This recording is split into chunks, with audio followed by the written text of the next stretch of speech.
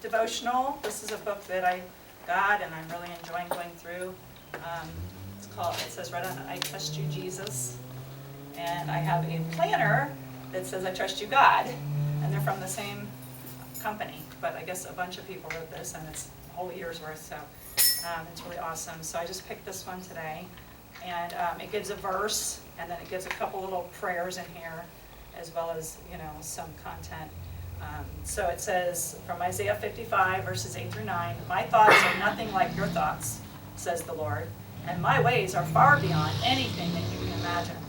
For just as the heavens are higher than the earth, so my ways are higher than your ways, and my thoughts are higher than your thoughts." Have you ever stopped to wonder about the mind of God or the actions of God and just thought, huh? If you're a parent, it's easy to ask a child after they've taken a marker to the piece of furniture and drawn all over the wall, "What were you thinking?" Do you ever find yourself saying that to God? If so, you're in good company, because the people to whom Isaiah was writing also deeply confused about God's behavior while they were in exile. They wanted to know, "God, why is this happening to us? Have you forgotten about us?" Isaiah reminds them to think higher and outside of how they might normally think.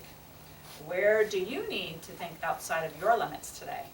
It's funny because I did a video yesterday at a park that's right next to Walmart in Port Richey, and I'm already forgetting the name of it. And it's like we've driven by it and didn't think really much was back there. And so we finally went yesterday because my husband and I were resolved to start going to different places we haven't been in Florida since I've lived here most of my life. So anyway, I did a little video there and I just kind of said this look, things can be right under our nose that are so beautiful and so wonderful, and we miss it and we focus on the negatives around us too many times.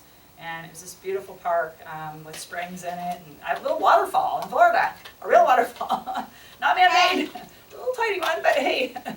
And so it was had a really cool park, and I just was like, look, we need to get out of the box. We need to get out of our little box of life a lot of times and see the bigger picture, and then we can get a different perspective, and we can realize God's good. God called me back doing outreach, and I haven't done outreach for many years, and I'm just blown away. He let me lead two kids to the Lord, and this other boy answered big questions he had. And he just happened to ask me, and I was just floored. So, you have to get out and do something for somebody else sometimes too, which I know a lot of y'all know how to do that. But God shows up when we start to do things outside of the box and things that aren't just for us. That's when we begin to really realize He's good. So it says here, "God, help me to trust you even when your ways don't make sense. Make my heart like that of a child." As he says, childlike faith, of course, is what we need to have. And it says, God is patient and allows us the freedom and grace to wrestle with these questions, even when Jesus arrives in yet another unexpected way that people are confused. And so, not surprisingly, He asks us to think like a child in order to understand the ways of God's kingdom. Logic and reason, the things adults use, are not necessarily needed, but utter trust and wonder are surely welcome. God, thank you for thinking and acting in ways that are sometimes outside of my comprehension. That's a good thing to thank Him for. How were you able to put your trust in the unexpected ways of God today? Think on that.